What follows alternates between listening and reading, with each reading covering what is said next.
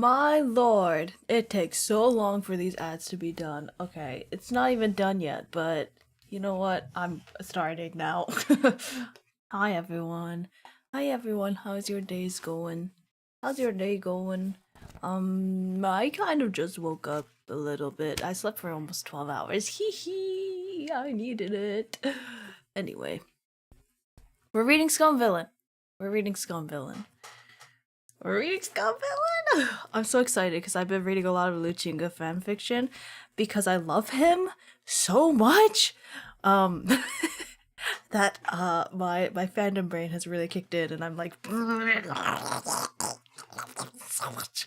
My hyperfixation soul is glued to these pages now. Ooh. Also, I don't know, but we might finish this book today.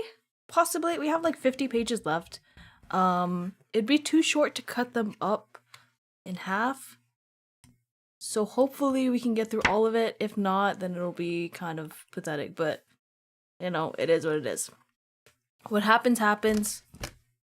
You just gotta deal with it. Oh, well, that sucks. Anyway, let us ignore reality for the next hour and 45 minutes or to 2 hours to 2.5 hours. And read this fucking book. I love this book. I love it so much. Did you know? Did you know that I love this book? Oh my god. Okay.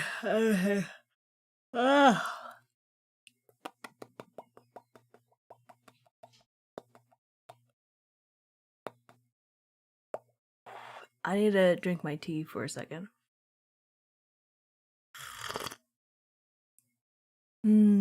Tea. Also, let me just check something real quick. In case I forgot something. In case I forgot. Let me see. No, should be fine. Okay. Okay. Let's get started. We're on chapter 4, conference, page 245. About the start of it. What happened earlier? Mobejun happened. Oh boy, did he happen. Oh god, I wish he would happen so much more. Yes, he happened and he's fought with Bingy. Bingy with the IE. Or a Y. Baby Bingy. Anyway, that happened. And now, where we left off was... Speaking of forced, that could only be how Shen Qingzhou would face his next task, the last level. Let's start. Having fought a harsh battle, Lo Binghe was half kneeling in the midst of a ruined landscape, his eyes vacant, but it looked like his placid veneer would at any moment tear. Right now, his mind was like a dormant volcano, one that had suddenly erupted after being silent for many years, the magma in its veins starting to flow. Just thinking about this made Shen Qingzhou feel like he was burning up along with it, until his bones and head began to ache and pound. The system sent a shrill notification, the likes of which he'd never heard before. Warning! The critical quest, the endless abyss and endless hatred, a sky filled with crystal frost and tears of blood, has officially begun. If it is not successfully completed, 20,000 protagonist satisfaction points will be deducted. Was it Shen Qingzhou's imagination, or were the quest names getting more and more absurd every time, to the point that Shen Qingzhou didn't even know where to begin roasting them? And hey, when I confirmed with you a while back, wasn't it 10,000? It's been like 5 minutes and now it's doubled? Swaying, Shen Qingzhou walked over to Luo Binghe, who was still in a half-crazed state. He unleashed a couple of palm strikes on his back, channeling some of his own remaining spiritual energy into his student's body. You think it's going to be that easy? Dream on. Not only did Luo Binghe fail to regain consciousness, the demonic chi Do you mind? Dog is scratching out the door. The demonic chi within his body rebounded Shen Qingzhou's efforts, forcing Shen Qingzhou to cough up a mouthful of blood he'd been holding back for so long. Only at this moment did Luo Binghe finally recover some awareness. He slowly pulled himself out of his muddled state and managed to piece together a couple of mangled words. That familiar face also gradually came into focus. Shenqingzhou saw Lo Bingke's gaze clear a bit. What? Oh. Shenqingzhou saw Lo Bingke's gaze clear a bit and let out a sigh of relief. He wiped out the blood by his mouth and asked in an even tone, "You're awake?" After a pause, "If you're awake, let's have a thorough discussion. Lo Bingke, tell me honestly, exactly how long have you been practicing demonic cultivation?" As soon as he said this, it was as if Lo Bingke had been plunged from the stifling upper heavens into a bone-chilling pool. It would have been impossible for him to not return to complete consciousness.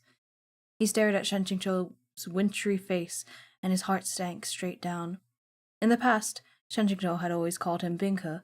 He had never been addressed by his full name. "Shizun," he said quietly, "this disciple can explain." Though Lo Bingke was still a youth, he had always remained calm and unperturbed, often acting mature beyond his years. Now actual panic surfaced in his face, like he was frantic to explain but didn't know where to start. Seeing the oh-so-mighty male lead reduced to this state, Shenqingzhou couldn't stand to watch anymore. He burst out to cut him off. "Silence!" His voice had only left his mouth, and he had already felt like he hadn't properly controlled himself, that his tone had been overly harsh. He seemed to have scared Lo Bingke.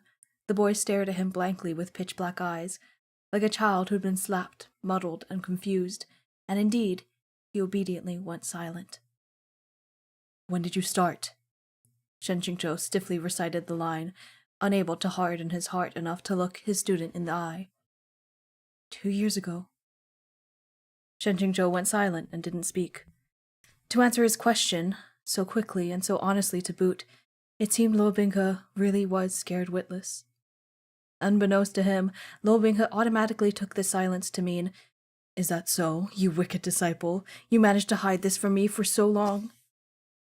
2 years, Shenqingzhou said quietly.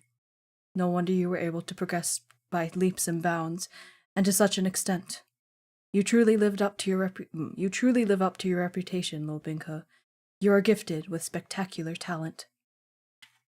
In truth, these words he spoke were purely an expression of the regrets within his heart. As the male lead, Lo Bingke was indeed blessed with spectacular talent. If Shenqingzhou had to describe what he was feeling with absolute honesty, it was admiration, with the tiniest bit of envy. But to Lo Bingke's ears, his meaning was completely different. He instantly fell to his knees before Shenqingzhou. Shenqingzhou's soul almost left his body. If a man kneeling was worth his weight in gold, the male lead kneeling was worth your life. Letting him kneel at this critical juncture, when Lo Bingke remembered it in the future, wouldn't his hatred be compounded? "Get up!" Shenqingzhou waved his sleeve at once. Hit by the gust from this wave, Lo Bingke couldn't help but stand again and back up a few steps, even more stunned out of his senses. Had he done something wrong? Something so wrong that it couldn't be absolved? That he didn't even have the right to kneel and plead Shizun for forgiveness? "But Shizun, you said before that just as people can be good or bad, demons can be good or evil," he mumbled. "That in this world there is no one intolerable to the heavens." "I said that?" It had been many years. Shenqingzhou thought intently for a while. It seems like he really had said that. But that had been then, when he'd been considering a far-off future. This was now, in the midst of a crisis, with a blade suspended above his throat. This was the last resort. But would it be too shameless to slap his own face by doubling down? This was a last resort, but would it be... "You are no simple demon," Shenqingzhou said. "That mark on your forehead is the mark of sin. The mark of the demons who fell from the heavens. The demons have murdered countless humans, and moreover, their temperaments are impossible to contain. From ancient times, they've been the cause of calamity upon calamity. Under no circumstances can they be spoken of in the same breath as other demons. I cannot wait and hope my earlier words were true while you develop a taste for slaughter and lose all control." At these words, As these words touched his ears, Lo Binka's hopes shattered, and the rims of his eyes reddened. His voice quivered. But you said... I've said a lot of things, okay? I even once made several hundred posts in bright red font about wanting to castrate Shen Qingqiu. It wasn't the least bit funny. Shen Qingqiu, who'd always been so good at mental gymnastics, reached a new high in his number of mental roasts, madly smashing through his old records. Yet he still couldn't put himself at ease, and instead he only grew more tired and worn out. 1 second, let me let the dog in. She's been scratching for a while.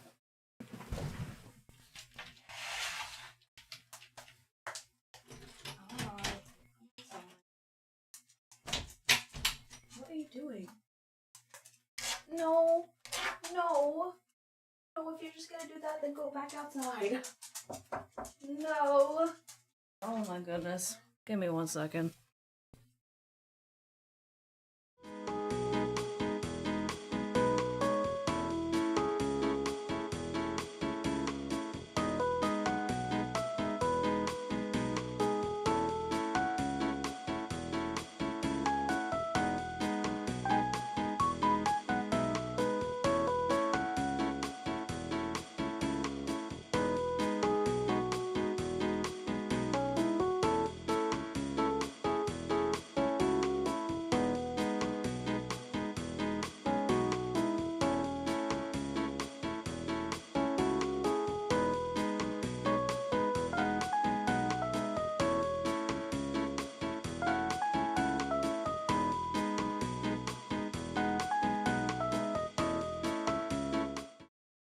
Ugh, that was a mistake. Anyway.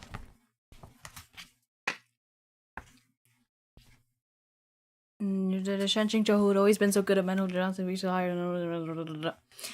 He relentlessly told himself to the point of auto-brainwashing, and suffering and the suffering and torment Lo Binka endured now was all necessary in order for him to stand above the masses in the future.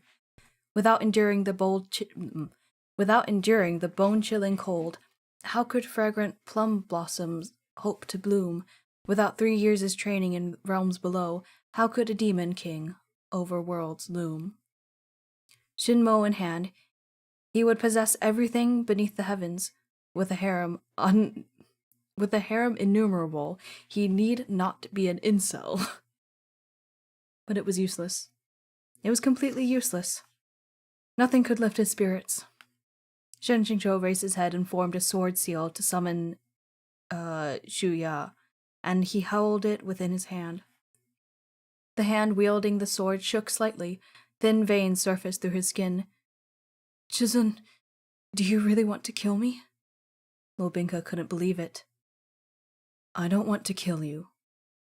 Unable to look at his expression, Shen Qingqiu's gaze went right through him. Lo Binka searched his memory, but he'd never seen Shen Qingqiu so cold and emotionless, not toward him.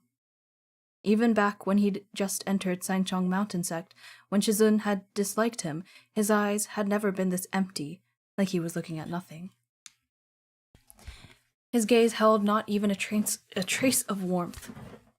It was exactly the way he'd looked at heinous demons whom he had executed with that same sword. Heinous. It's only... what that man said wasn't wrong, said Shen Qingqiu. The human realm is no longer a place for you. You ought to return to the place you belong. He stepped forward, and Lo Binka stepped back. Shen Qingqiu pressed him backwards until they were right on the edge of the endless abyss.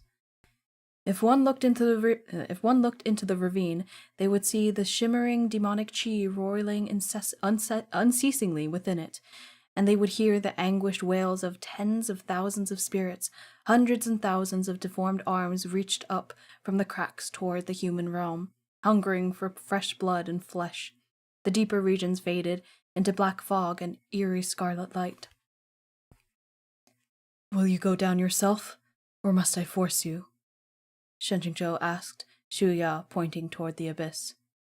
He selfishly hoped that Lo Binka would go of his own volition.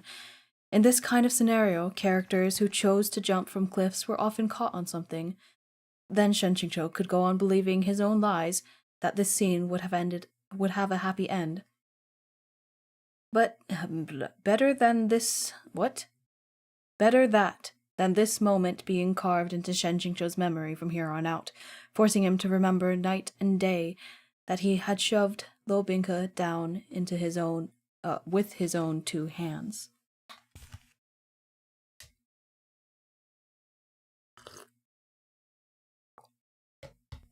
He refused to believe that the teacher who had been so kind to him would actually hurt him.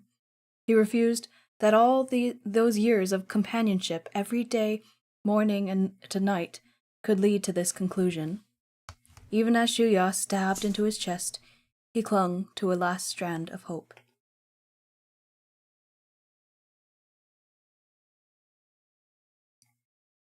Shen Qingzhou hadn't meant to stab him. He really hadn't. He was only steeling himself, waving his sword around in order to scare Lo Bingke. If Lo Bingke had stepped back once more to avoid his swings, he'd have naturally fallen in. Shen Qingzhou had never predicted that Lo Bingke would simply, silently, stand there, taking the blade head on. It was all over. In the original work, Lo Bingke was only kicked into the abyss. Now there was this extra stab to add to his grudge. Lo Bingke lifted his hand to grip the blade, but he didn't use any of his strength and only lightly held it. If Shen Qingzhou decided to exert force, Shuya would continue to stab into him until it pierced straight through his chest. Lo Bingke's throat lightly bobbed. He said not a single word. The blade point clearly hadn't pierced his heart, yet Shen Qingzhou felt like he could feel that heart's pained thumps traveling up the blade and into his hand, spreading through his entire arm until they arrived directly at his own heart. Shen Qingzhou suddenly withdrew the sword. With that action, Lo Bingke's body swayed a little, but he quickly steadied himself. Realizing that Shen Qingzhou hadn't dealt him a killing blow, his eyes, which had dimmed faintly, shone once more, like sparks struggling within burnt ashes. The corner of his mouth also managed to twitch. Perhaps he was trying to smile. Then Shen Qingzhou unleashed a final strike, which extinguished the last trace of light within Lo Bingke's eyes. He knew he would never forget Lo Bingke's expression from the moment of his fall.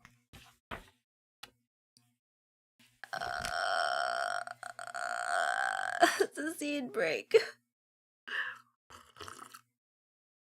That's a scene break.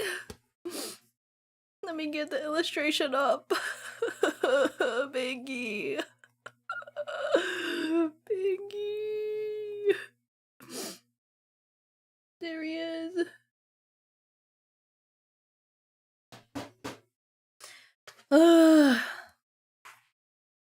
There he is. Poor Binky. Oh. I don't know. I don't want to even keep it up because it's so sad. It hurts so much. Look at him. Look at his face. Are you kidding me? Oh. I know I've read this like 5 times already, but it still hurts every time.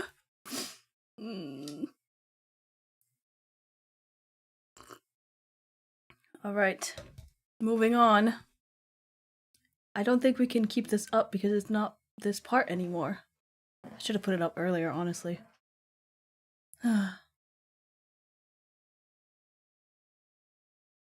Page 253.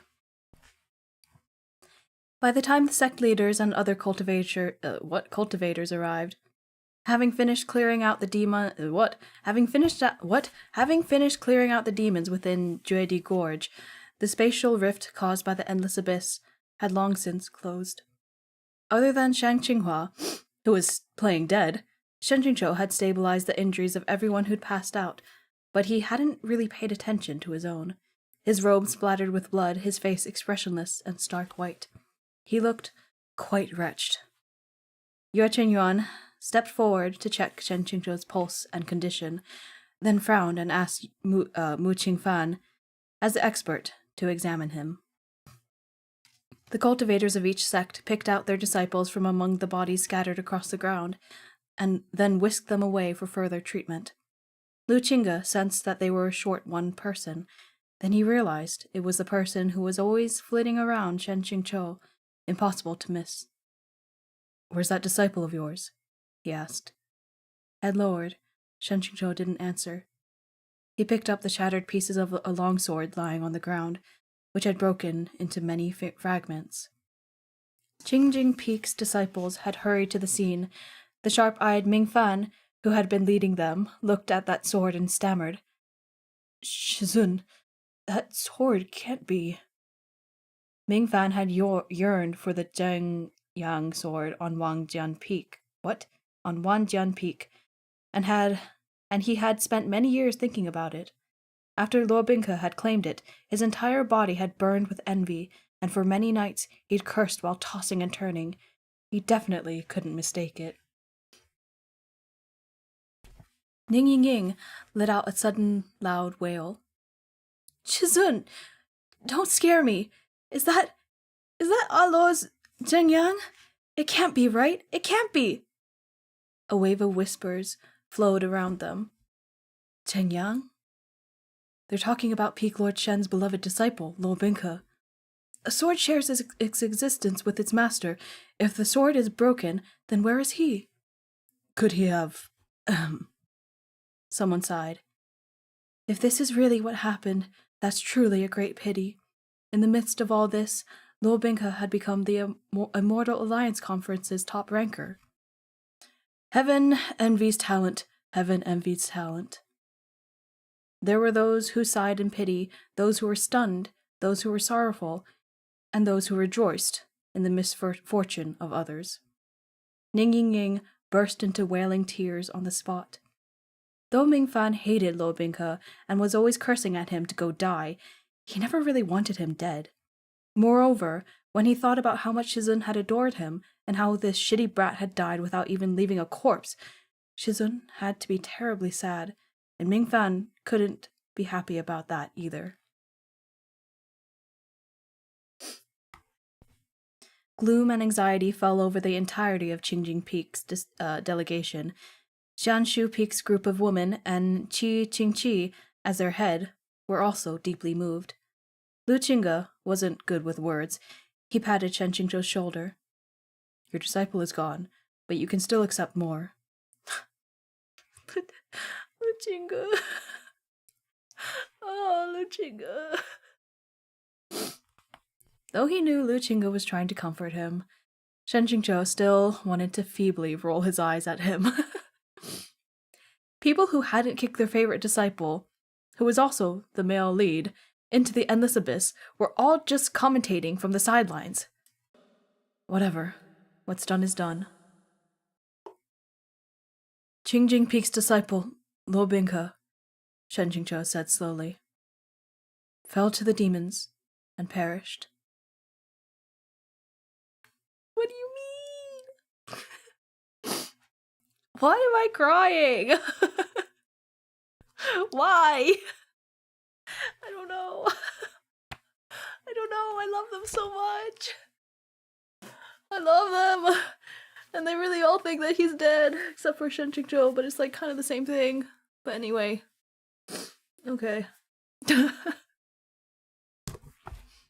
a scene break.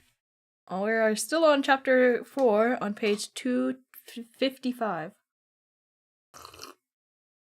Okay. That year's Immortal Alliance Conference was a greater disaster than nearly any since its inception. Over 1,000 new talents from every sect had participated in the conference. Of the 4 great sects, the members of Jiaohua Monastery, who'd focused on supporting the barrier spell, had been luckily been spared, while Huanhua Palace had suffered the greatest losses, to the tune of nearly 100 participants. Sangchong Mountain had taken the least damage, with only 30 or so injured.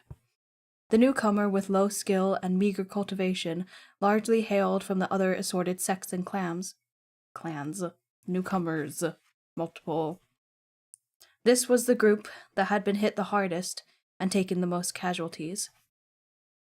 Getting your name on the gold inscribed tablet should have been a joyous occasion, But this year, many of the people listed on the tablet had perished in Dready Gorge. Most heartbreaking of all was the first-ranked name, high at the top of the list, a member of Sangchong Mountain's Qingjing Peak, and Shen Qingzhou's beloved disciple, Luo Binghe, deceased, his sword broken. This was to say nothing of the casualties among the cultivators who had joined the fray to give aid during the incident. In this battle, each sect had suffered major losses. A red ranking chart was delivered to Qingjing Peak. Luo Binghe was written high at the top in first place, glittering in gold. Mingfan walked in to report. Shizun, 10,000 spirit stones were delivered. What should be done with them? 10,000 spirit stones? Shen Qingzhou stared at him blankly. Why would they suddenly send so many spirit stones up the mountain? Shizun, have you forgotten? Mingfan asked carefully. At the Immortal Alliance conference, you bet 5,000... Now Shen Qingzhou remembered. It was the bet he had placed on Luo Binghe. Yue Qingyuan had said that any losses would be his to pay, while Shen Qingzhou could keep any winnings for himself.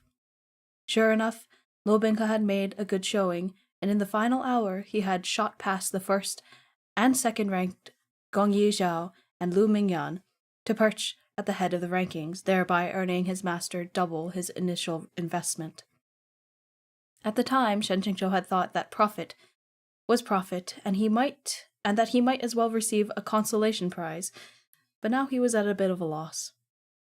In the past, he had always given these things to Luo Binghe to handle, whether the gift should be saved or whether it should be used to trade for something else, and if so, how to do so. He had never had to worry about such things himself. Now Mingfan asked him what to do. Shen Qingzhou thought for a while, then said, Put them away for now. Mingfan was silent. He actually wanted to ask for more instructions, like, where should I put it? But his master's face really didn't look too good, so he was afraid to press for answers. He thought, it should be fine if I put them where Luo Binghe used to put things, and immediately withdrew. For many days, Qingjing Peak's disciples walked on eggshells, doing their best to avoid the elephant in the room, afraid to touch their master's sore spot. Sorry. Ugh! Hello, Vendaris. Carboy. That's me. Aries' infamous Carboy. Ka-chow. Okay.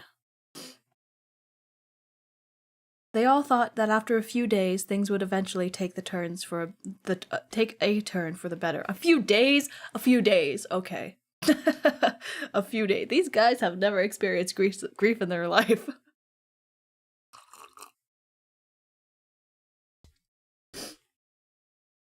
Then, after half a month had passed and Shen Qingzhou seemed to be gradually returning to normal, one day, right before mealtime,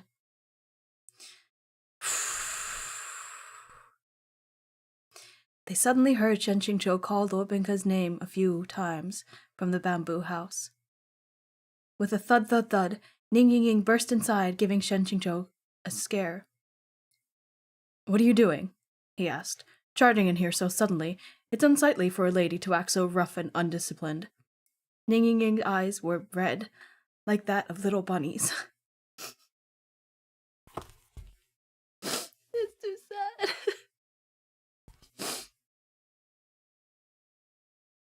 Not gonna lie, Mystical, I prefer cucumber there. Oh, it's too sad.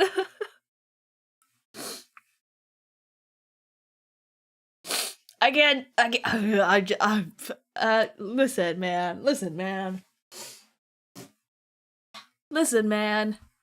This is too fucking sad.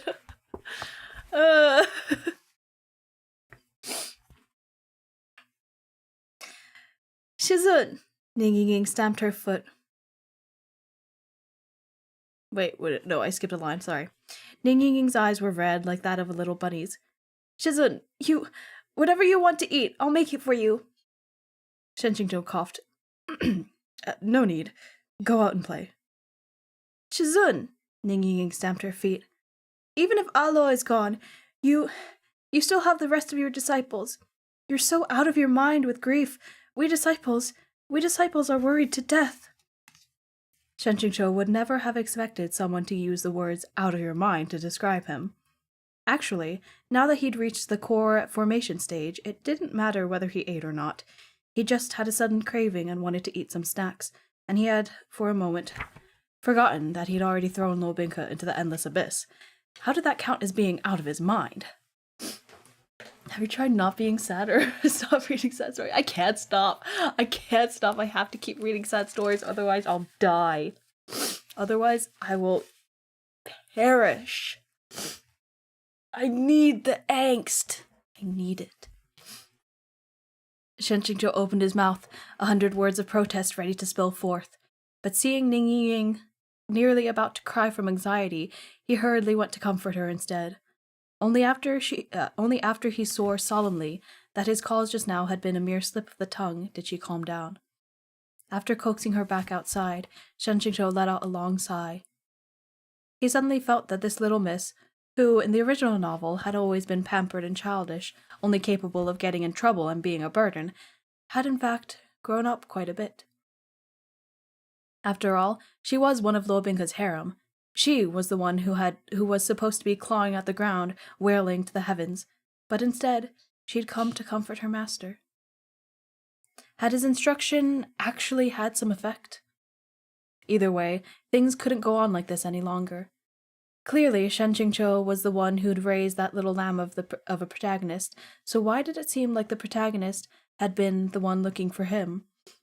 He was scaring his disciple, putting on an act of a grieving widow He was scaring his disciples, putting on the act of a grieving widow whose husband had just died. Hadn't it been only a couple days since he'd last seen the child? No, bah! Shen Qingqiu quietly slapped himself. What? Shen Qingqiu mentally slapped himself. Who are you calling a grieving widow? Whose husband died? That's not something you should just say. You're really not getting worse by the day. A negative mindset... What? You're really getting worse by the day. A negative mindset produces nothing good. You deserve a slap. But perhaps because Lo Binka had left, he really was a bit lonely. Especially when he thought about how 5 years from now, when they reunited, a relationship that had once been that of a compassionate teacher and filial disciple, or something, would become defined by veiled, murderous intent and daggers hidden within smiles. He's scared. Is needing axe the reason you're a cat boy and not a dog boy? Honestly? Probably. If I was a dog boy, I'd be reading fluff all the time. So probably. I'm probably not that far off.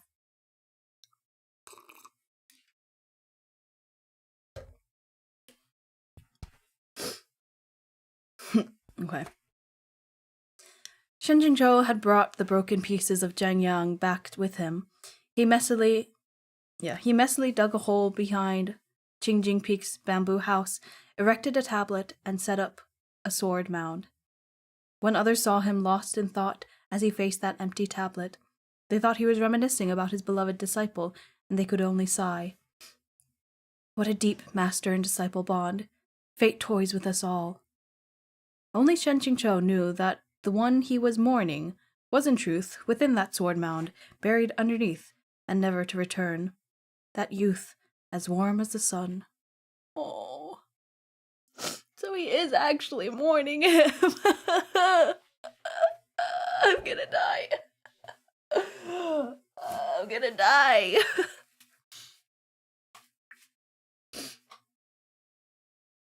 That truly broke him and caused him to weep at the heavens. What? No. What truly broke him and caused him to weep at the heavens was that, after several days of silence, the system sent him a message truly devoid of all humanity. Congratulations! You have successfully completed the key quest. The legend begins, Lo Binka's fall and rebirth. Reward, protagonist satisfaction points, plus 10,000.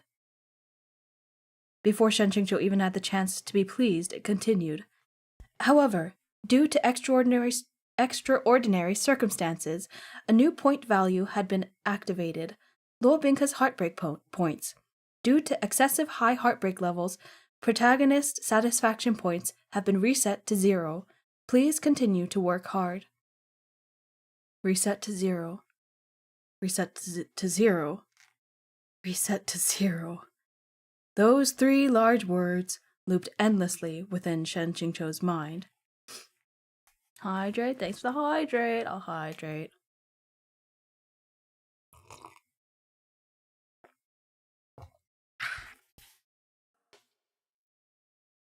What the hell are these heartbreak points?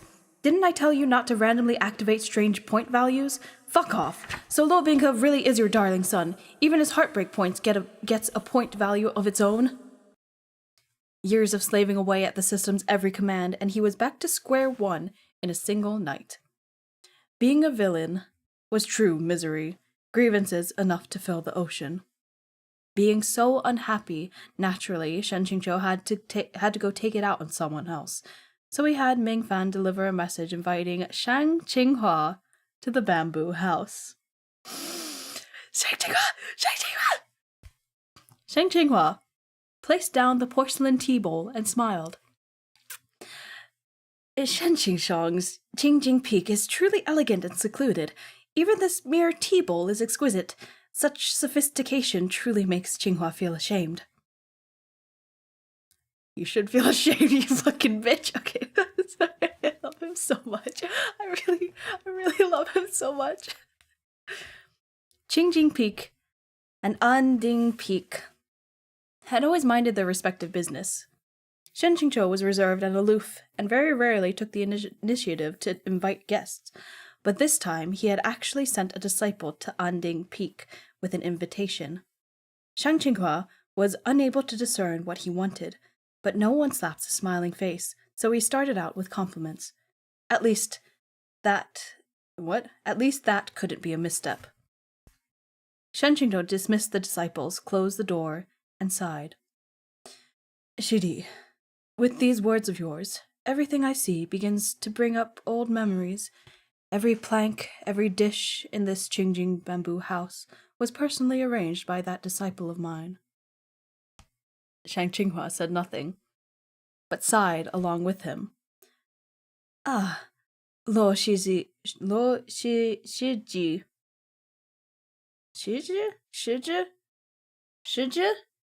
I think. Lo Shiji was a heroic youth, such a pity. Those demons brought such disaster upon us. They are truly hateful. The whole world mourns with us. Shen Shishong, my condolences. If Shang Qidi truly felt it was a pity, this tragedy would not have occurred, Shen Qingqiu said faintly. At this, Shang Qinghua stiffened. After a moment, he seamlessly smoothed things over with a smile. What does Shen Shishong mean by that? Is he rebuking our Anding Peak for inadequate administration? If so, Shidi should truly apologize. Shen Qingqiu refilled his teacup. How was it inadequate? You clearly overexerted yourself. You even found demonic creatures like the ghost-head spiders, Nu Yan Chan, and boneless eagles, none of which ever entered the human realm of their own volition. How could Shishong rebuke you for inadequacy? Peak Lord Shen, to make such outrageous accusations! Shang Qinghua shot to his feet, his face rapidly changing colors. Shen Qingqiu put his hand on Shang Qinghua's shoulder. Why is Shang Qidi getting so excited? He asked solemnly. Let's sit down and talk. Let me say something. Do you dare respond? Why wouldn't I? I have a clear conscience. Why would I fear a false accusation? With a sneer, Shang Qinghua brushed away his hand. Airplane shooting towards the sky? Asked Shen Qingqiu. In that instant, it was like a bolt of lightning from the heavens had struck Shang Qinghua in the head, rendering him unable to speak. After a long time, he managed to stammer out, how do you know my ID? In that moment, it was like Shen Qingqiu had also been burnt to a crisp by the aforementioned bolt of lightning. He only wanted to study Shang Qinghua's reaction to this name to determine if he had also read Proud Immortal Demon Way.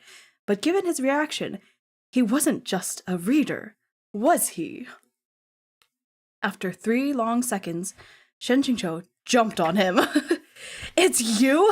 How could I not know your ID after reading your entire fucking novel? If you hadn't let something slip when Mo Jun appeared, I really never would have known what hole you'd really crawled out of, great master.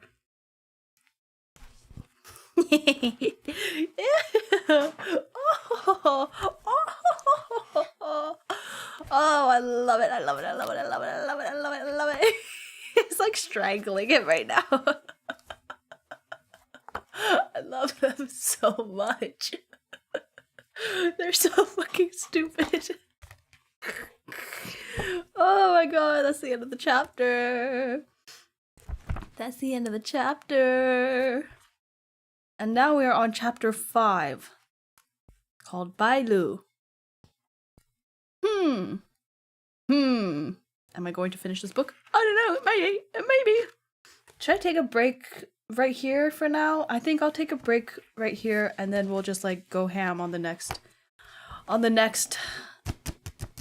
with the rest of the book, right? I will take a short break just to get the ads out of the way and like walk around and get my blood pumping, and then I'll be right back. All right.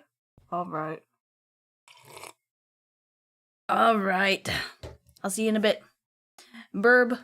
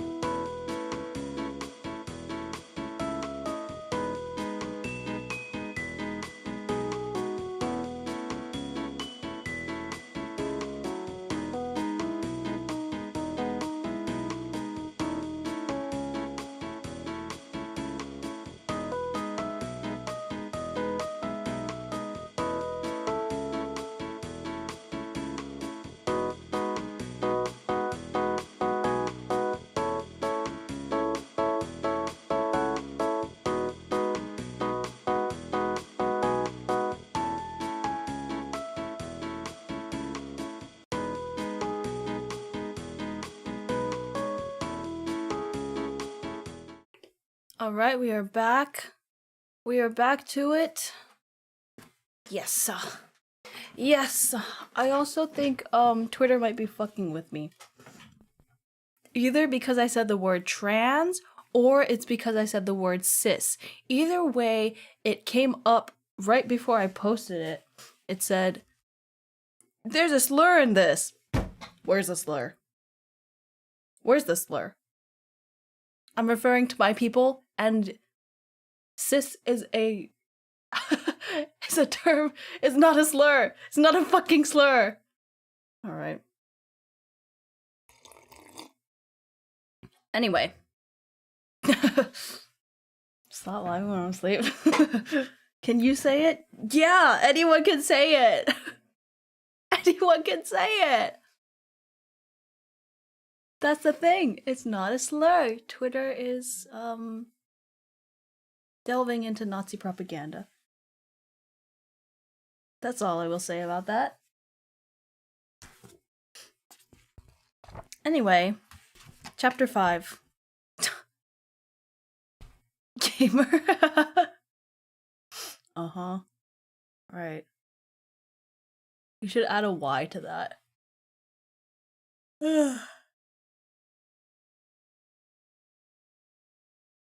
Okay. We're on chapter 5, page 263.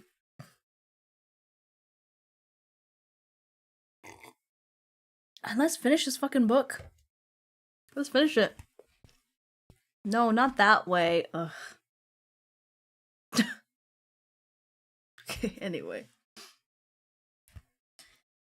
The moment Shang Qinghua had... Oh, also you missed it, but Shang Qinghua is actually the author of the book. If you didn't know, I mean, that's the whole reveal. That's what just happened. He's airplane shooting towards the sky. Love it. The moment Shang Qinghua had seen Mo Beijun suddenly appeared, he had accidentally let out a "what the fuck?" At the time, Shen Qingzhou hadn't heard him particularly clearly, so he hadn't paid it any mind. But afterward, the more he'd thought about it, the more suspicious he'd grown. As the one who'd masterminded the event, or the logistics of it, Shang Qinghua was subject to the irresistible pressure of the plot. Yet he hadn't released the Black Moon rhinoceros python that should have starred in numerous scenes. This was suspicious in itself, but if you consider the possibility that he had failed to do this it was suspicious in itself, but if you consider the possibility that he had failed to do this intentionally in order to hinder the development of the plot, to sever the tragedy of Lo Binghe's fall into the abyss at its roots, it made sense. The two stared at each other, speechless, competing for most stunned. Digging plot holes and not filling them? Shen Qingzhou finally burst out. Foreshadowing gone to waste, landmines all over the place, the writing style of an elementary schooler. If you're going to write a stallion novel, then write a proper stallion novel. Don't fool around writing wump. I'm also a victim here, Shang Qinghua said slowly. At the end of the day, I'm still the author. Even if I didn't transmigrate into the protagonist, I should at least have transmigrated into the role of the system itself, right? But all of a sudden, I try to plug in a cord, I get electrocuted, and the system assigns me a character at random. I end up as cannon fodder. Still better than me, Shen Qingzhou sneered. After you're exposed as a spy, Mo Beijun kills you outright to silence you. At least it's a straightforward death. Don't you remember the state I'll be in after I get carved up by Luo Binghe? You only transmigrated here how many years ago? Shang Qinghua countered. Right upon rebirth, you already had a rank of a great master, right? I transmigrated as an infant, a childhood where I was destitute and miserable, and years as a disrespected outer disciple. Have you really gone through more than I have? This competition had no winner, because in the end, it was 6 of one, half a dozen of the other. Shang Qinghua sighed. I've actually met a reader. Must be fate, must be fate. Other than one of the four joys in life is meeting an old friend in a foreign place. What was your Zhongdian ID? Maybe we were old acquaintances. Peerless cucumber, said Shen Qingqiu. Shang Qinghua thought for a while. I vaguely remember you. Weren't you especially vicious in one of those threads that was demanding I castrate the villain? It was it was when you, when the original Shen Qingqiu wanted to do, to Ning Ying Ying. At first, Shen Qingqiu emphatically said nothing. I refuse to believe you only remember that one thing. Don't dwell on it. Don't dwell on the past. More importantly, he had a resolution. Enough blathering. I want to have a real discussion with you today, because after the Immortal Alliance conference, I suddenly had an idea. Perhaps it can solve our shared problem. Shang Qinghua froze. For real? You think joking about something like this is funny? Shen Qingqiu asked. I'm talking about a guaranteed fix. As long as we keep it absolutely secret, we'll avoid any trouble. It all depends on you. Do you still remember creating a plant that only appears every 1,000 years? Shang Qinghua was speechless. Your description is way too broad. Binga's eaten at least 80, if not 100 plants like that. So you know too. Shen Qingqiu sighed, then spoke 4 words to Shang Qinghua's ears. Ear singular. Shang Qinghua listened, shocked. After a moment, he gave Shen Qingqiu a deeply meaningful glance. What are you looking at? Oh, this is Shen Qingqiu. What are you looking at? Asked Shen Qingqiu. Nothing, said Shang Qinghua. It's only long ago I began to suspect that Cucumber Bro was a faithful reader, just one who didn't like expressing his feelings in a normal way. To think you were able to recall an obscure throwaway plot point that I used only once. I'm very moved. Shen Qingqiu refused to respond to that. Tomorrow, leave the mountain with me. We'll go search out its place of origin. Tomorrow? Isn't this a little too sudden? Shang Qinghua stammered. Truthfully, I can't remember its exact location and description. The entire work was nearly 20 million words long, and it was only mentioned in a single paragraph. Let me think for a while. I'll tell you once I remember.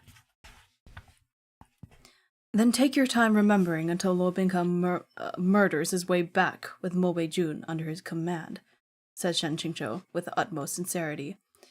At that time, one will kill me, and the other will kill you.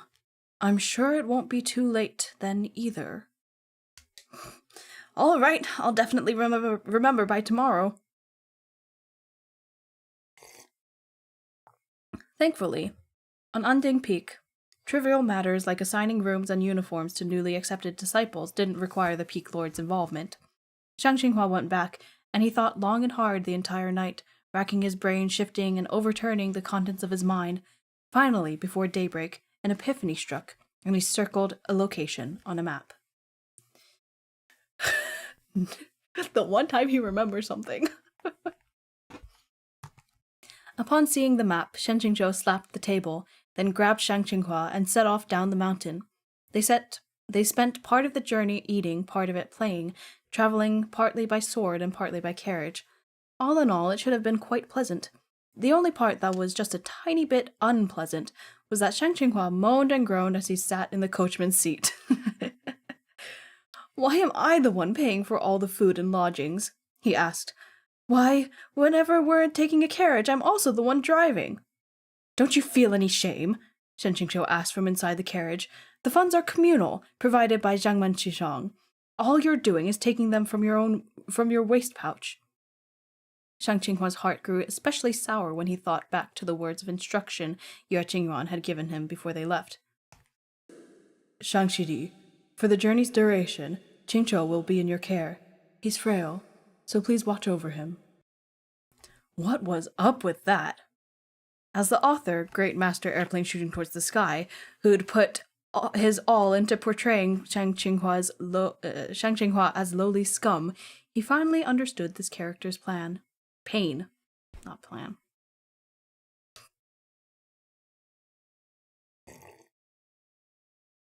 Logistics really got no respect. Everyone treated him like a nanny. Who wouldn't understand the original Shen Qingzhou's desire to climb the ranks by any means? Wait, no, did I say Shen Qingzhou or Shang Qinghua? I get those so mixed up because they both, yeah. Who wouldn't understand the original Shang Qinghua's desire to climb the ranks by any means? It was all too sympathetic. You have hands and feet, said Shang Qinghua. Why don't you use them? You're fuck. Shen Qingzhou felt the carriage suddenly pitch forward, like Shang Qinghua had abruptly reined in the horse. He raised the curtain on alert. What's wrong? The carriage was currently passing through a stretch of dense forest. All around them, ancient trees soared into the sky, while fallen leaves were scattered everywhere. Most of the sunlight was blocked by layers upon layers of branches. On the ground, it was difficult to find even specks of light. Shen Qingzhou saw nothing strange, but he didn't lower his guard. What are you screaming about? Shang Qinghua was still panicked. Just now I saw a woman on the ground, slithering by like a snake. If I hadn't stopped the carriage, I would have run her right over. This did sound rather eerie. That is indeed worth screaming over, said Shen Qingzhou.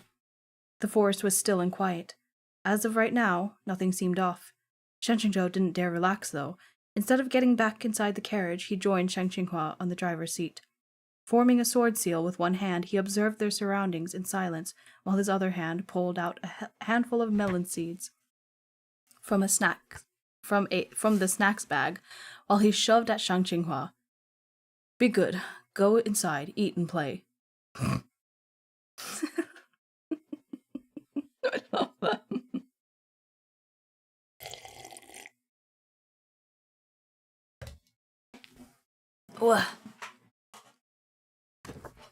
Shang Qinghua could be ordered about and used for odd jobs, but when it came to fighting monsters, he was pretty much useless. He knew his own capabilities and obediently took the melon seeds and started eating. With every step the horse took, he ate a seed. As such, after an incensed time, they finally realized a very serious problem. The two of them wordlessly looked at the ground at the trail of familiar melon seed hulls.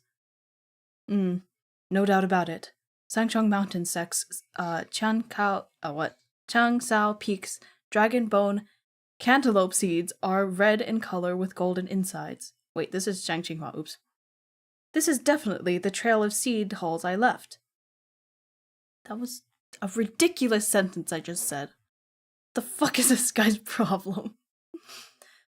I'm aware that peddling melon seeds is one of your peak's side jobs. Enough.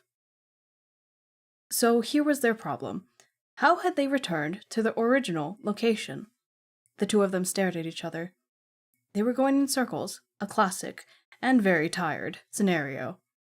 Shang Qinghua suggested an old folk remedy. How about we try sprinkling a male virgin's pee into the horse's eye? Horses have dignity too. Why sprinkle urine into its eye? Shen Qingzhou asked. And where am I supposed to find a male virgin's pee out in the middle of nowhere? Once these words left his mouth, he realized that Shang Qinghua was gazing intently at him. Why are you looking at me? As for my former self, let's not talk about that for now. You wrote Shen Qingzhou's original character yourself. He's unsullied without, degenerate within, always burning with lust. He had an affair in his youth and sought prostitutes as an adult. You think I'm still a virgin? And don't point at yourself. Shang Qinghua was written the same way. Yeah, but did he live like that? When he reincarnated? When Airplane did? I don't think. I think he's a virgin. I think both of them are virgins. This is the most virgin conversation. Shen Qingzhou frowned, thinking carefully, then slapped his thigh. He turned and entered the carriage, but he abruptly heard Shang Qinghua howl again from outside. Shen Qingzhou grabbed the thing he was looking for and scurried back out. What is it? He yelled. Shang Qinghua was so terrified that his words no longer had any punctuation marks. When you went in, I felt something hairy brush my neck, and when I raised my head, I saw that it was a mass of hair, and underneath it was a huge white face, and I couldn't see it clearly. Fuck me! Shen Qingzhou lifted his head, and of course he couldn't see anything. He sat down properly, opened the map in his hands, and raised an eyebrow. Whatever it is, it's quite clever. Why so? It knows to pick off the weak, and so chose the earlier one. What? And so chose the easier one to scare. He patted Shang Qinghua's shoulder again. No matter how terrifying the creature, you wrote it yourself. Why are you scared? I don't remember writing. Shang Qinghua trailed off. Cucumber Bro, are you looking at the map? Take a good look. This is a map of the mainland. The entire mainland. Bailu Forest may be marked, but it's only the size of a dot. Look for yourself. Shen Qingzhou pointed at the lower portion of the map. Sangchong Mountain and Jiahua Monastery were in the east. Tianyi Temple was in the center, and in the south was the territory belonging to Huanhua Palace. The dot representing Bailu Forest had just happened to fall on a border with the last, which had been outlined in diluted ink. Shang Qinghua suddenly understood. Bailu Forest was allotted to Huanhua Palace and its sphere of influence, so right now, we aren't walking in circles, we've just entered their protective array. To prevent random passerbys from intruding and stirring up trouble... Oh, this is him still speaking? Okay. To prevent random passerbys from intruding and stirring up trouble, all the large sects had their own... Nope, is it still him speaking? I don't think it is. I think they just forgot to put in the quotation. Bruh. They forgot the last quotation. To prevent random passerbys from intruding and stirring up trouble, all the large sects had their own security spells. Take, for example, Sangchong Mountain's heaven-ascending stairs. Common folk who didn't know the path would be stuck climbing 13,000 steps, unable to reach the peak, until they were nearly dead. They could only wait for the disciples defending the mountains to escort them back down.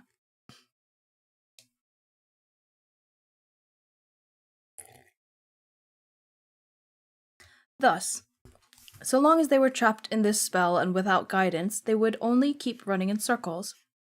Shen Qingzhou called out mentally, System, you there? After a while there was no response. He called again. Didn't you promise a 24-hour online service? If you don't respond, I'll leave a negative review. Hello. The system has entered hibernation mode. You are speaking to the AI assistant. If you require service, please help yourself. Hibernation. Shen Qingzhou split his sides, laughing. Now that he thought about it, these past few days the system hadn't gained him any B points or various other bizarre, newly activated point varieties. The system was disconnected from its central power source, Luo Binghe, the AI assistant explained. It is currently undergoing maintenance and updating itself in the background. The system will reactivate once it has been reconnected. We wish you a pleasant self-service experience. Experience. Thank you. Experience? The fuck? The current version was already frustrating enough. Wouldn't a new version just straight up kill him in the future? No, wait, the main point was... Luo Binghe was your central power source? The fuck? Shen Qingzhou had more questions, but he soon realized that the assistant only repeated the same thing over and over. What kind of fucking AI assistant is this? Isn't this basically like QQ's automated response? And you still have the nerve to call it AI? QQ's has a footnote. A widely used Chinese instant messaging app, which also offers various entertainment services. Whoa, that was my tummy. Did you hear that? Okay. Anyway. Shen Qingzhou nudged Shang Qinghua. Call your system. Is it still connected? Shang Xinghua blinked. After a moment, he said, "It says it's undergoing maintenance." Disgusting? What do you mean disgusting? So not only was Luo Binghe the central power source of Shen Qingzhou's system, once he was disconnected, all the systems went down. One could have said that this matter was serious, but in truth it wasn't that serious. It only meant that while Luo Binghe was in the abyss, Shen Qingzhou couldn't acquire B points. If he thought about it, this was good. If he couldn't acquire them, he also couldn't lose them, which meant that all restrictions were off. Shen Qingzhou was still consoling himself when he suddenly sensed the shrubbery by the side of the road rustling and moving. He snapped his fingers. "Come out!" he yelled. At his waist, Shu Ya left its sheath, controlled by the orders from Shen Qingzhou's sword seals, flipping, stabbing, and slashing. The creature hidden in the shrubbery seemed to swim like a fish, more slippery than a loach, evading all his stabs. Suddenly, a blinding ray of light flashed before Shen Qingzhou's eyes. The creature let out a shrill whine and leapt backwards several meters. The shrubbery had been slashed into shambles and was no longer capable of hiding anything. But that thing had long since escaped. There were no further movements. He hadn't used any flashy techniques just now, right? Presumably, he'd just momentarily reflected a ray of sunlight. "It's afraid of light?" Shang Xinghua asked, bringing his head close to Shen Qingzhou's. "Damn, it really is a female ghost. But I didn't write about that. But I didn't write about one. I absolutely didn't write about one." The two of them were about to discuss this when they heard the subtle sound of footsteps. This person's footwork was excellent. If Shen Qingzhou and Shang Qinghua had been of any shallower cultivation, they definitely wouldn't have noticed them approaching. From the depths of the woods emerged a youth dressed in white. That youth held his sword unsheathed, his expression alert. On seeing his visitors, his face grew astonished, and he quickly sheathed his sword to greet them. This junior sensed some unusual fluctuations around the barrier, and henceforth hurried over, not knowing Immortals Shen and Shang were here. "Please excuse us for not coming to receive you." Who is it? Who could it possibly be? I'm getting my illustration ready. Do we even get that in this? Okay, we do. Where does this book end? Hang on, I need to see.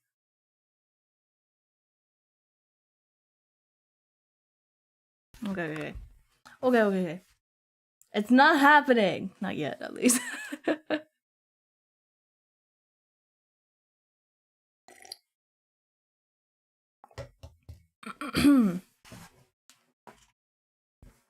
Maybe if we play Uno. Oh my god, we need to play Uno with Batsus. Wait, that'd be fun. Okay. Anyway. Who is it? Who could it possibly be? Shen Qingzhou saw that he was quite handsome, but that he looked unfamiliar. "This young hero is?" he asked politely. The youth almost fell over. "There's a limit to how little dignity you can leave others," Shang Qinghua whispered in his ear. "That's Gong Yi Zhao." "It's him! It's him! Yippee! Look at them, they're so cute! I use this picture for reference for Shang Qinghua a lot. It's like one of the only... There's like only a couple of full body images of him. Anyway. Look at how pretty he is! He kind of really looks like Luo Binghe. Oh my goodness. Okay. Next page. Gong Yizhao was a little depressed. Though he had been number 1 before Luo Binghe kicked him off that place on the golden tablet. No matter what, he was still number 2. His achievements were remarkable, and he had been the favorite for first place, so he had greeted each sect's high-ranking members alongside the old palace master. Therefore, Shen Qingzhou's failure to recognize him came as a surprise. "As expected, one's heroism is evident even in youth," Shen Qingzhou said, offering praise. "I don't dare presume," Gong Yizhao demurred. "Still, for 2 peak lords to enter Huanhua Palace territory unannounced, why didn't you inform us beforehand? We've neglected our seniors. Our hearts are burdened. He was truly treating Bailu Forest as his sect's territory. As a favored disciple on the Huanhua Palace payroll, he had an obligation to ascertain the intentions of two visiting peak lords from Sangchong Mountain sect. Why would they sulk around the border of his sect's sphere of influence? We had no intention of visiting Huanhua Palace and are only dealing with a small matter within Bailu Forest, Shen Qingzhou said. By informing Gong Yizhao that they had come for business, but neglecting to say what the business was, he clearly indicated that he was unwilling to discuss it. In general, Gong Yizhao would be expected to not ask further questions. After all, a junior interrogating his seniors about their activities would be improper. Gong Yizhao wavered for a moment. This junior doesn't know what matter the two seniors are seeing to. He is unskilled. But may he be so bold as to request permission to come along to assist? If we refuse him now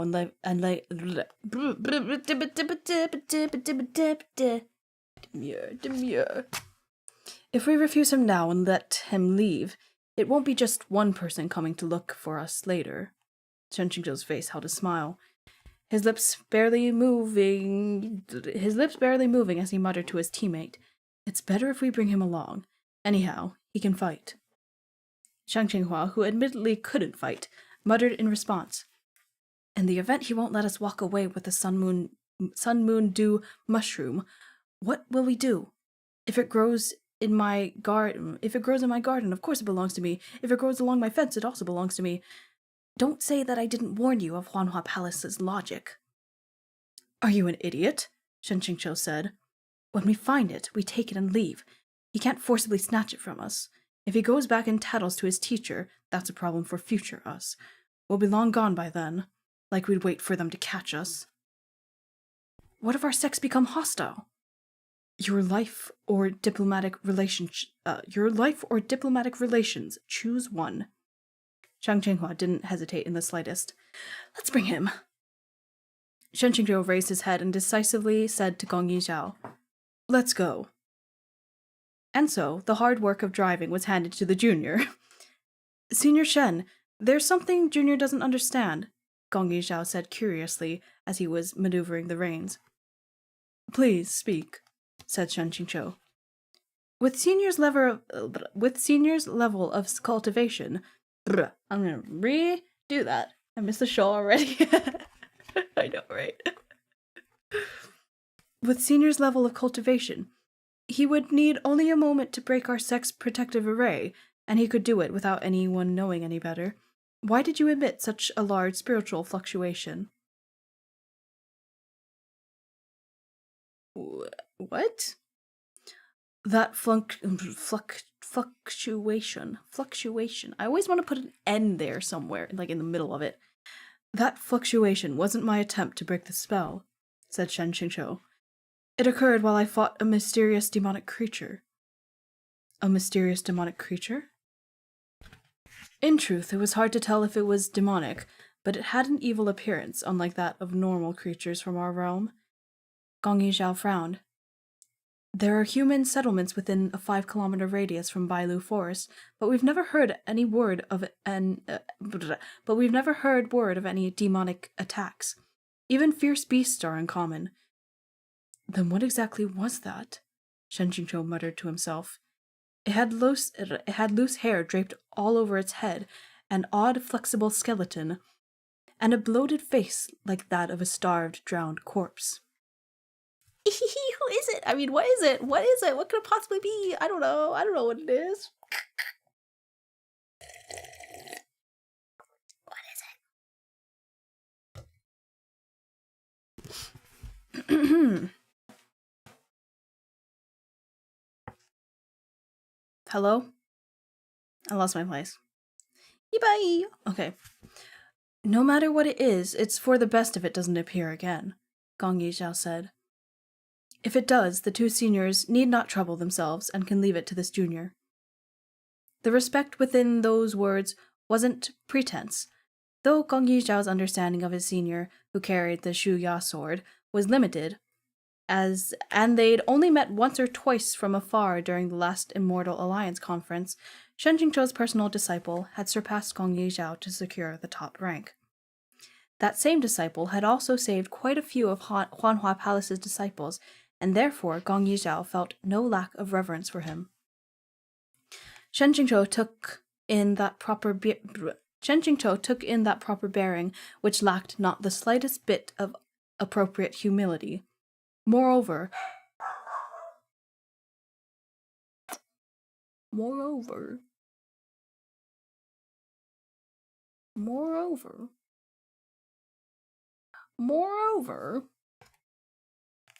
Moreover, fuck, I lost my place. Fuck, wait, hang on, okay. Moreover, Gong Yizhao's appearance was the same type as Luo Bingke's, gentle and emotional, a handsome youth with a smile in his eyes. It was horribly difficult not to be reminded of Luo Bingke, his unblackened, lovable disciple. It was also horribly difficult not to come away with a favorable impression of the boy. With Gong Yizhao's guidance, the three quickly broke through Huanhua Palace's protective array and pinpointed their location. The original novel had not described the palace where the sun, moon, dew mushroom grew in much detail, just briefly mentioned that it was in a stone cave covered by dense greenery. Merely recalling this sliver of content had cost Shang Qinghua half his soul. In his defense, this mushroom wasn't reserved for Luo Bingke. Rather, it was supposed to be for one of his opponents.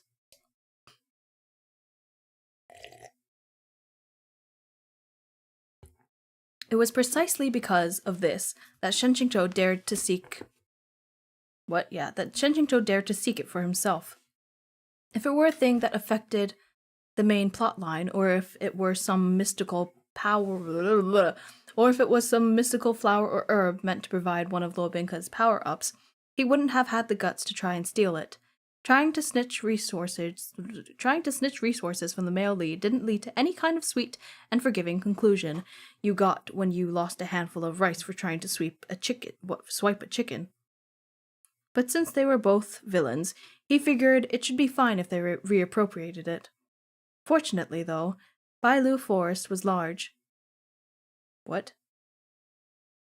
Why do I never take into account the commas? That's just something that happens.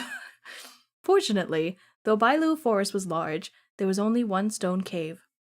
This saved them quite a bit of trouble. Shen Jingzhou snapped his fingers, and a bright yellow flame sprang to life in his fingertips.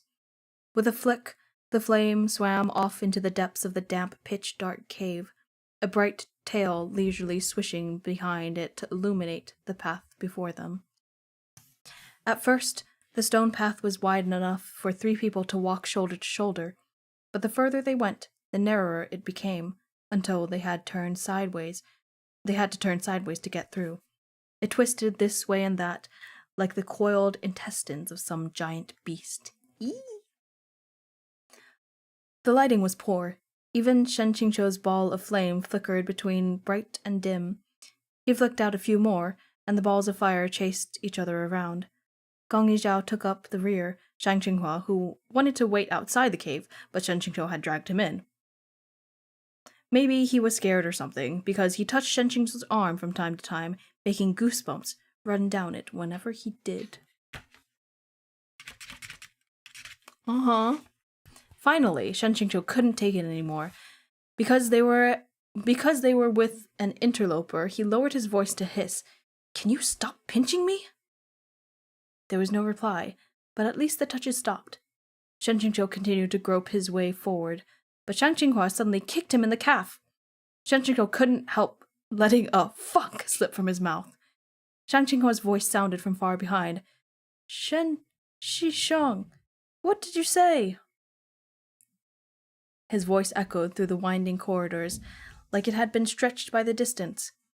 It seemed that Shen Qingzhou had been unconsciously walking faster and faster, while Shang Qinghua had dawdled, meaning Gong Yizhao, who was taking up the rear, was unable to pick up the pace. He had already left the other two quite a ways behind. Time to drink tea.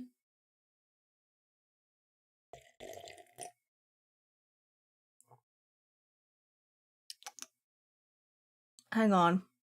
My brain's doing a little bit of a headache moment. That's fun. That's fun. Go down. You don't need to do that. You don't need to do that, though. It's just like you don't need to do that. It's just like you don't need to do that. A little bit of a setback indeed. It's just that it doesn't need to do that. Oh, we only have a couple of pages left. Well, not a couple, like 10, 12, 15 pages left. Oh, please, brain, put that headache back away. Put it away, put it away. The back, put it away, put it away. Put it away. Get out of here. That's a lot of pages. It's not that many, though.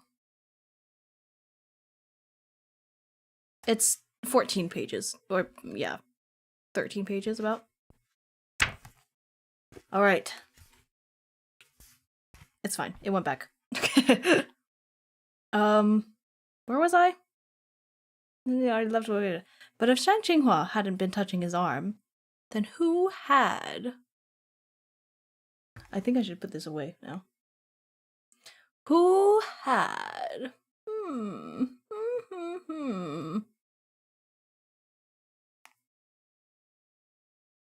Shen Qingqiu. Nope, I skipped a line. Or, in other words, what had been touching his arm? Shen Qingqiu ground to a halt. With a blank expression on his face, he patted his arm, attempting to brush off the goosebumps. A few balls of flame were still suspended in midair, burning faintly. The enemy's in the dark. I'm in the light. With a flip of his left hand, Shen Qingqiu silently produced 2 paper talismans from his sleeve, while his right hand slowly drew Shu Ya. The sword grew increasingly bright, but the only thing in front and behind him was dark stone, which gave off a damp, rank odor. Then, Shen Qingqiu realized that, when something had collided with his calf a second before, it hadn't felt like a kick from a foot. Rather, it had been more like a headbutt.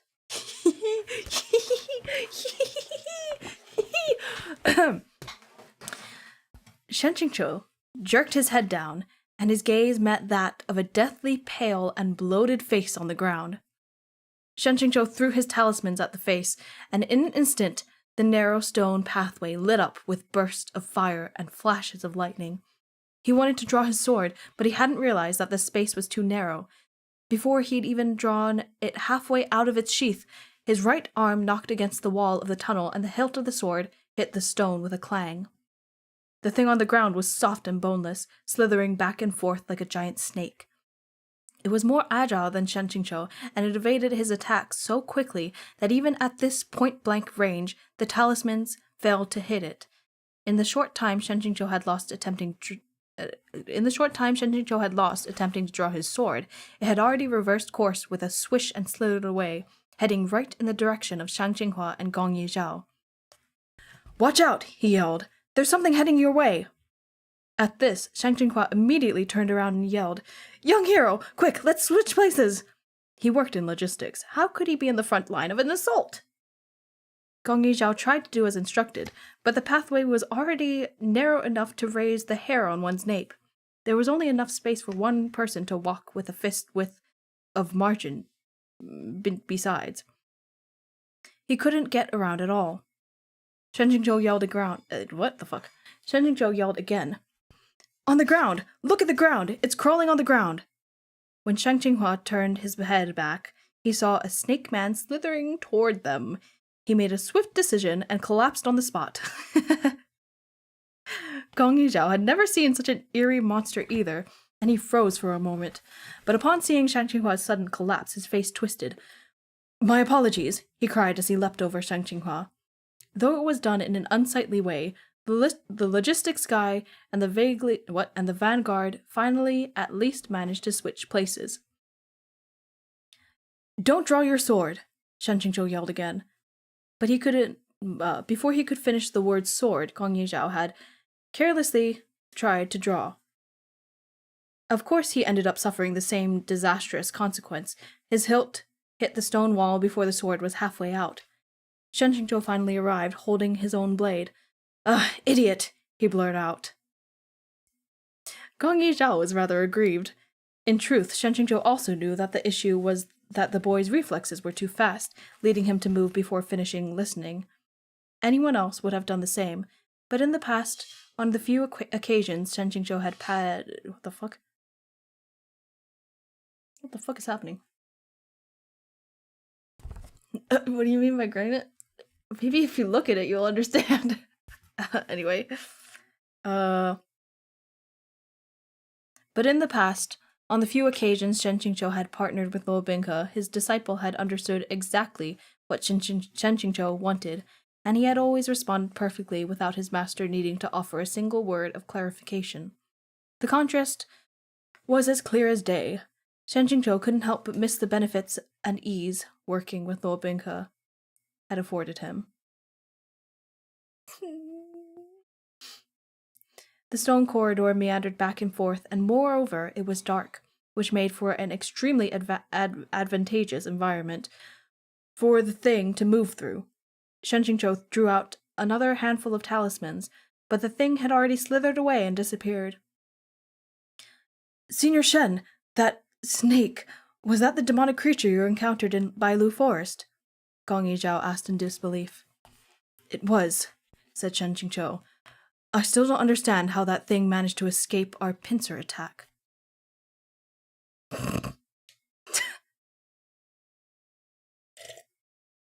By squeezing past me. Expression unchanged, Shang Qinghua got up from the ground and patted the dust from his robes. Gong Yizhao pointedly said nothing. Let's go, said Shen Qingzhou. This time, stay close to me. Oh, this was Shen Qingzhou, my bad. Let's go. This time, stay close to me. How could I possibly get them mixed up, even though their names looked the same at the first glance? His reminder wasn't necessary. This time, even on threat of death, Shang Qinghua refused to stray more than an arm's length away from him. After a dizzying number of twists and turns, the three finally made their way out of the stone corridor. Deep in the belly of the cave, they suddenly came upon a wide cavern. Before, Shen Qingzhou hadn't really understood how anything called the sun-dew oh my god, I can never get it right. The sun-moon-dew mushroom could be found in the depths of a cave, which presumably had neither sunlight nor moonlight.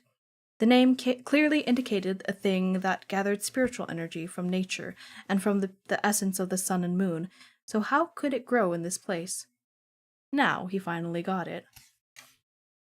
As it turned out, at the cavern's highest point, a giant opening in the ceiling yawned up toward the sky. Sun and moonlight fell through this opening like a spotlight to hit a single point at the heart of an underground lake. A little mound of soil surrounded by glittering water was naturally a hollowed location with excellent feng shui, and it was where the sun-moon-dew mushroom grew. The Dew Lake, Shang Qinghua said with conviction. I'm certain. Having received confirmation, Shen Qingzhou let out a sigh of relief. They had found the right place. I'm sorry, my nose is so itchy. Ugh.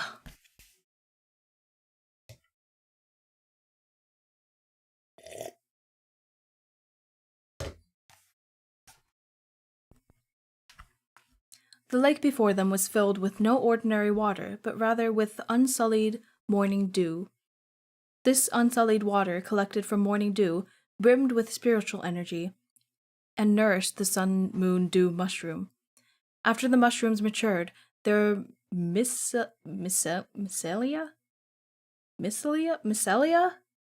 I don't know, sunk into the water and soil to nourish the dew water in return. In this way, the spiritual energy cycled back and forth undiminished, never to be exhausted. Admiring the beautiful scene, Gong Yizhao finally understood the Peak Lord's objective, but he still found it a bit odd. Sangchong Mountain was a major sect that produced mystical herbs and elixirs, and surely they gathered a number of rare and treasured flowers every day. Though this mushroom was scarce and precious, it didn't look like something that could grant immortality, nor a breakthrough to ascension. So how did it merit two Peak Lords personally taking a long journey to collect it? Meanwhile, Shen Qingzhou's eyes were fixed solely on the small, white, fleshy pods in the center of the lake. My nose! Sorry, I don't know why it's being like this. Maybe I'm sunburnt. I don't know. Ugh. I don't know. Though these mushrooms were small and looked just like bean sprouts, once they were planted somewhere with excellent feng shui and a bounty of spiritual energy, and nurtured according to plan. Shen Qingzhou hesitated at the sight of the dozen or so white mushrooms growing on the little dirt mound, small and tender. Come to think of it, these mushrooms were a natural wonder. To harvest every last one seemed a bit immoral. But on second thought, if he didn't pick them all now, another villain would pick them up later, which would be even more immoral. And if they messed up and destroyed one, it would be good to have a few extra as backup, just to be absolutely safe. Insurance was critically important.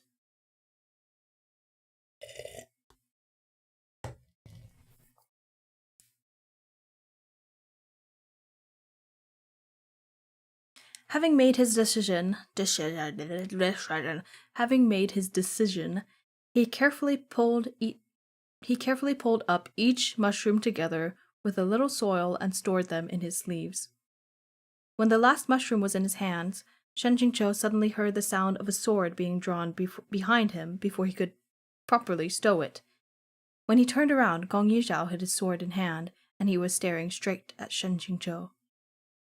At first, Shen Qingzhou thought Gong Yizhao was protesting his slapdash approach to harvesting, but Shen Qinghua was in the same stance. It was then that he knew something had gone wrong, and held his breath. Suddenly, something long and large leapt out of the surface of the lake. It looked like a giant fish, and it pounced straight toward Shen Qingzhou. A pale and deafened face flew right at him. It was that thing that had been following them since they reached the forest. At the same time, Gong Yizhao finished forming his sword seal, and his sword flew at the thing like a bolt of lightning. But once the thing missed Shen Qingzhou, it sank into the lake and did not resurface, stirring up the long settled silt at the bottom until the water became turbid and murky. Gong Yizhao recalled his words. "Senior Shen, come back to shore, quick!" But Shen Qingzhou smiled. "Don't panic. I want to go fishing." God, he's stupid, but he's kind of hot. He stood in place without moving, and he slowly extracted a talisman from his robe. "A single talisman probably isn't," Gong Yizhao started, but before enough could even leave his mouth, Shen Qingzhou rubbed the talisman like he would rub a bill, and the single talisman abruptly became an entire stack. Holding that stack of talismans, Shen Qingzhou thrust his fist into the water. A chain of booms followed. The surface of the lake exploded, sending up over 12 sprays of water into the air, each several meters tall. This explosion also threw the snake man hiding in the lake bottom into the air. It was tossed up high before crashing heavily to the ground by Shang Qinghua's feet. Shen Qingzhou dripped his way back to shore. After being given a meaningful look, Gong Yizhao used the hilt of his sword to turn the creature over. Once it had been, all three were horror-struck. After a long time, Shen Qingzhou turned to look at Shang Qinghua. "What is this?" Shang Qinghua squeezed out 3 words. "I don't know." He really didn't. The creature was vaguely human-like. It had a full head of long hair, but it seemed to be entirely composed of cartilage. Its skin was rough, hard, and covered in patches of scales here and there, like a python half scraped of its scales.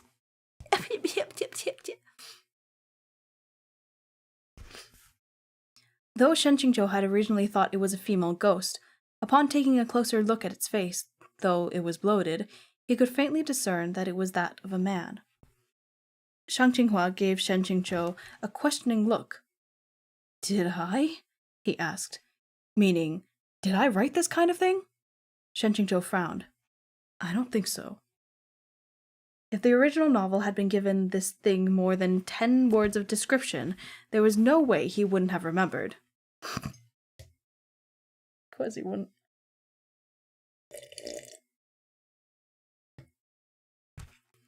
The two looked hopefully at Gong Yizhao. Gong Yizhao didn't recognize it either, and he felt a bit awkward. If the two masters cannot recognize this creature... Oh, wait, this is Gong Yizhao. If the two masters cannot recognize this creature, it is even more unfamiliar to this junior. Let me say something, Shang Qinghua said suddenly. What if this isn't the creature's natural form? That made sense. It was so grotesque that it certainly didn't seem like a normal creature, but rather a deformed specimen or a crossbreed. Punishment from the heavens, a curse, or a cultivator who failed to cultivate a forbidden technique, Shen Qingzhou muttered.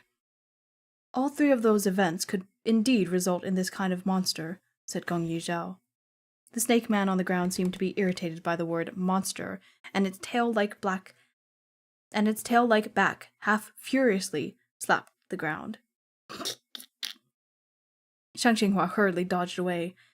Young hero Gongyi, young master Gongyi, don't say such irresponsible things. It seems like it can understand us. Use a different word. Use a different word. The creature's gaze remained fixed on Shen Qingzhou's sleeve. At that moment, Shen Qingzhou noticed that, although this creature looked sinister and terrifying enough to make one retch, the eyes gazing through its curtain of tangled hair were incomparably clear, just like the water of the Dew Lake. He had a sudden realization. No wonder it attacked us. Look! He pointed. Its eyes. They probably look like that because it drinks the unsullied morning dew every day. Now look at its scales. There's lichen growing between the cracks, green with a bit of red, the exact same kind that grows on the stone walls. It's been visiting this cave for a long time. Perhaps it's been living off the spiritual dew within the Dew Lake. And if the sun-moon dew mushroom was picked, the main force driving the circulation of spiritual energy in this lake would be destroyed. The spiritual energy in the Dew Lake would gradually be depleted, and eventually it would become a pool of mere wastewater. It might even dry up completely. That was why this creature had been following them, waiting for a chance to attack. But, Senior Shen, if that monster had been living off the dew water, wouldn't it be better to eat them directly? Gong Yizhao asked. Why did it never pick the mushrooms for itself?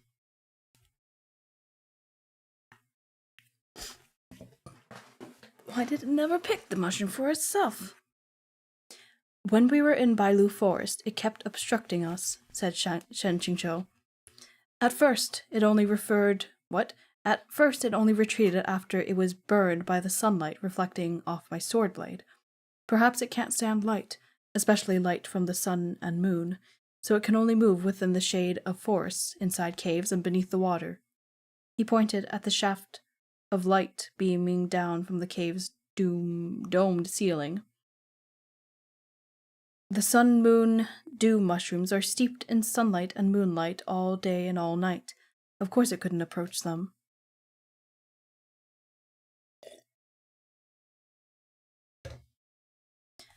As confirmation, he withdrew a tender mushroom and swung it back and forth.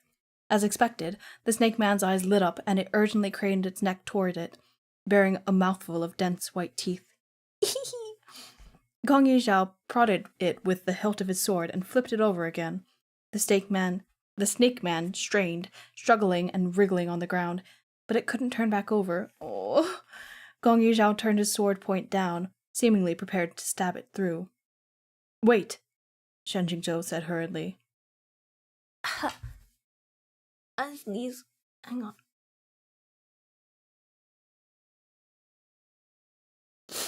I just sneeze, but it's not going out. Okay, fine. Okay, fine. As expected, Gong Yizhao stopped. Senior? he asked in confusion. You said before that the common people within a several kilometer radius of Bailu Forest had never suffered demonic attacks, Shen Qingzhou asked tactfully. Yes. Then that means this creature has never done anything malicious. There's no need to exterminate it. Moreover, all it's ever done has been to drink the dew water in this cave. We were the ones who intruded and disturbed it. Since his senior had spoken, of course Gong Yizhao had to obey. Shen Qingzhou spoke true. If this monster really had killed or harmed humans, Huanhua Palace would have discovered and eradicated it long ago. It was precisely because it had never done any harm that it had not been killed. Yet.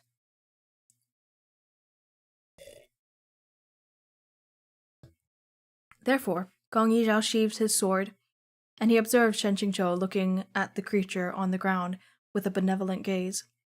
Gong Yizhao believed that Shen Qingzhou was cut from the same cloth as the masters from Jiaohua Monastery, who believed in mercy and charity. He could never have guessed that Shen Qingzhou's interest in such strange creatures was equivalent to the average Zhongdian's reader's interest in the hundreds of flower-like maidens, each more beautiful than the last. Your local penguin. Thanks for the look. Hi, welcome. Even after they had left the depths of the cave, no one noticed that the snake man strenuously struggled. What the hell? Oh my god. Even after they had left the depths of the cave, no one noticed that the snake man strenuously struggling on the ground had stopped writhing and was instead, ever so slightly, shivering. Pressed under its deformed body was a tiny, thin, sun-moon dew mushroom sprout. In that pair of incongruously bright eyes, a raging fire began to burn.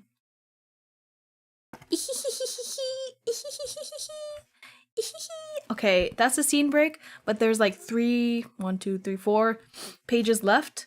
I do have to go to the bathroom, and I'll run the ads while I do that, so we're not interrupted. I don't think we.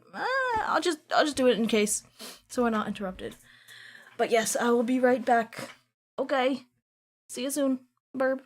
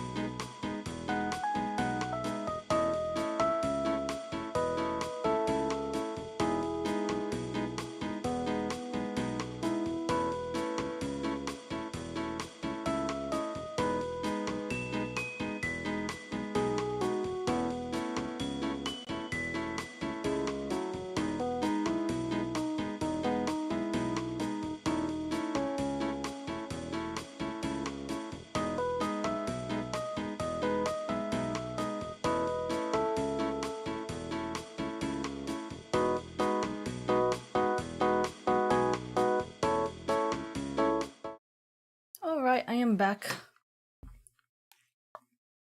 I am back and ready to read the last couple of chapters! The last 4 chapters! Chapters? Pages. The last 4 pages. I only have a little bit of tea left. We'll make do.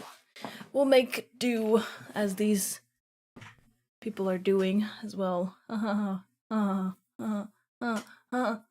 so itchy! I'm so itchy, I don't... I'm sorry. This is not fun to hear. Do I have a hair clip or something? It keeps getting in my face and it's really bothering me. I don't. Yay. Okay. What the hell happened here? Okay, that's fine. That's fine. I'll be okay for a little while. My face. My beautiful, beautiful face. Okay. Page 288, right at the top of it.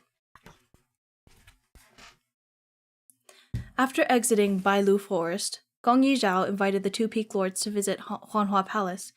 He could also notify the old palace master. Shen Qingzhou declined. After all, we've already enjoyed your assistance. It would be impolite to trouble you further. You're joking. Go to Huanhua Palace? For what? A mushroom viewing party? What if your higher-ups take things too seriously and insist on discussing property rights? Realizing that Gong Yizhao still wanted to detain them, Shang Qinghua took the lead. Young hero Gong Yi, let's dispense with courtesy today. We can visit properly next time. If you come to Sancheng Mountain in the future, you can visit Qingjing Peak. Your senior Shen will definitely look after you well. Shen Qingzhou gave him a look. Shang Qinghua immediately shut up. Shen Qingzhou finally recovered his expression and smiled. As Shang Shidi says, Qingjing Peak awaits your arrival. Gong Yizhao knew that, just like in its name, the people of Qingjing Peak were fond of peace and quiet and didn't like to be disturbed by guests. He wasn't sure if these words were just words of courtesy, but he smiled either way. I will remember Senior Shen's words, he said. I may indeed have the chance to disturb you in the future. When the time comes, to whom should I send the message announcing my arrival? Without a second thought, Shen Qingzhou said, Give it to my disciple, Lord Bingke. After he spoke, everyone fell silent. The atmosphere turned a bit odd. Though he was stuck for a moment, Shen Qingzhou slowly flapped his fan twice and stiffly continued. His Shishang, Mingfan. Gong Yizhao's heart filled with conflicting feelings. Rumor had it that after the peak lord of Qingjing Peak lost his beloved disciple in the Immortal Alliance Conference, he had for a time fallen into uncontrollable heartbreak, being out of his mind with grief. The man before him right now didn't seem like one who had accepted that Luo Bingke was really gone. Perhaps Shen Qingzhou hadn't come here primarily to pick the mushroom, but rather to take his mind off things so he could briefly forget Luo Bingke's existence. Otherwise, why would 2 peak lords pursue this task in person? Senior Shang must have come to supervise Senior Shen and make sure he didn't do anything rash. Then, after Shen Qingzhou had forced himself to smile this whole trip, Gong Yizhao had managed to poke his sore spot and stir up melancholy thoughts. As expected, what a deep master and disciple bond.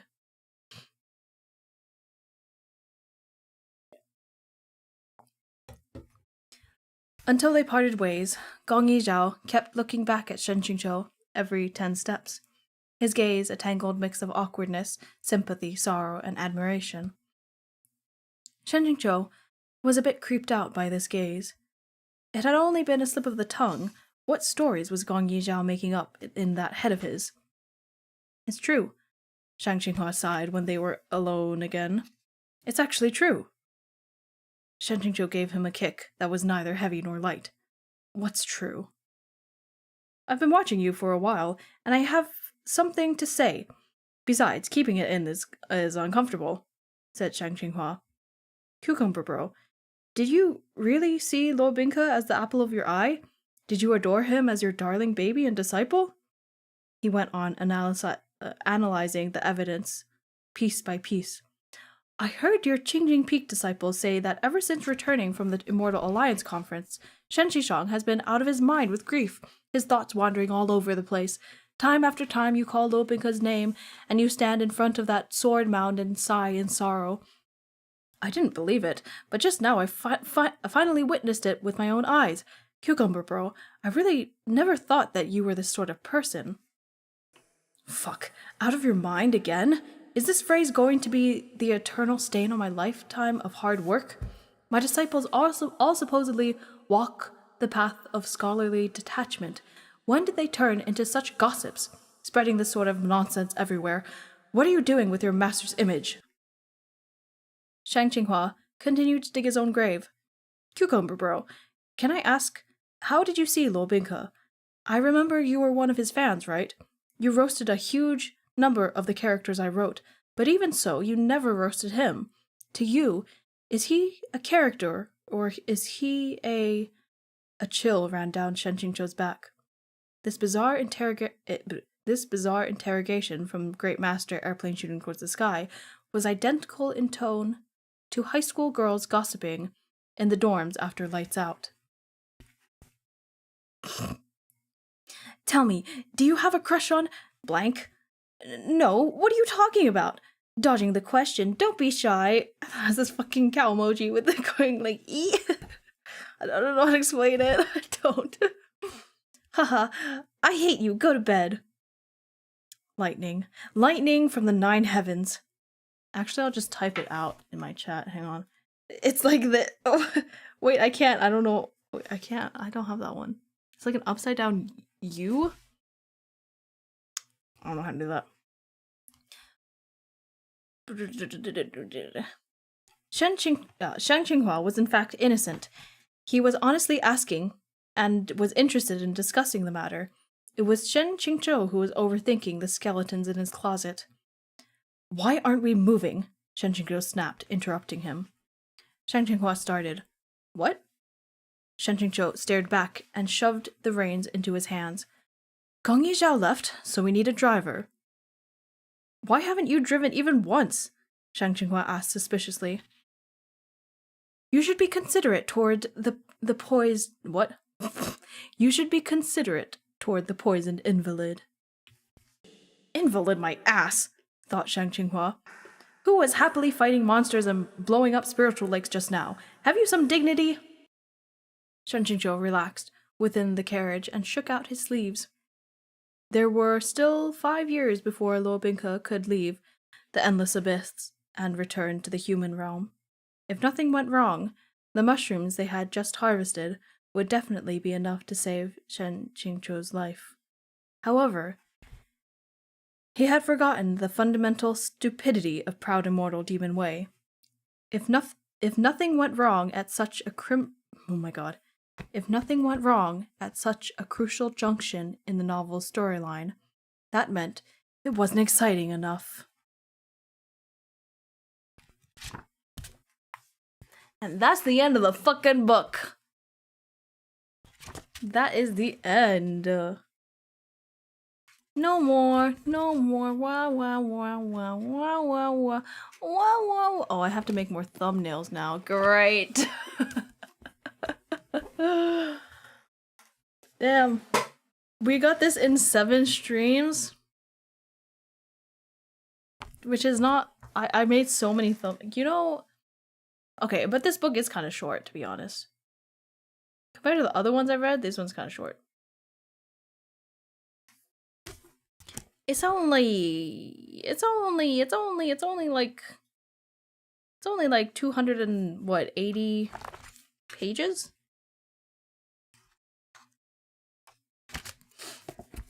That's like almost a month, I guess. I guess.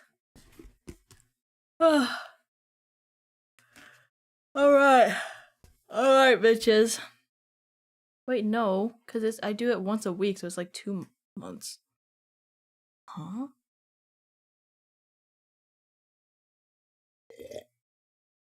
Alright, bitches, that is the end of this book. And we will come back next week. Maybe. Maybe? I might take the week off next week. I actually have no idea what's happening. Yay! I will come back with the second book when I can. As soon as I can. Because boy, oh boy, is this just the start. Oh, I love this book so much. Okay. I'm gonna stretch. That was a lot of reading just now. How are we feeling? How are we feeling? How are we? I'm a little sleepy now. I'm a little sleepy now. I can put this down. You know what? Why I'm so itchy is because I'm kind of I should say this. I really have to take a shower. I'm kind of stinky. And I don't wash my face in the morning or anything, so I really have to take a shower. Anyway. Scum villain supremacy. Scum villain supremacy. I love it. I'm going to go listen to a Scum villain podfic later. It's like 10, it says 10 to 15 hours long, so I'm happy about that. I have so much to listen to. But I'm also watching or listening to Dimension 20, The Unsleeping City. I need to get through that. Anyway, that's fine. But yeah, that's where we'll end off for today. That is that. Do I have thoughts about this book? Not really. I've already had them, like, all my life. All my life? Since I first read it, so I don't really have thoughts. But if you have thoughts, feel free to share them in the comments. Like, comment, subscribe. I'm really tired. That was a lot of reading. Like, comment, subscribe. Don't forget to hit that notification button. Don't forget to hit that bell button. Bell button? Notification bell. Oh, that's the phrase. Okay.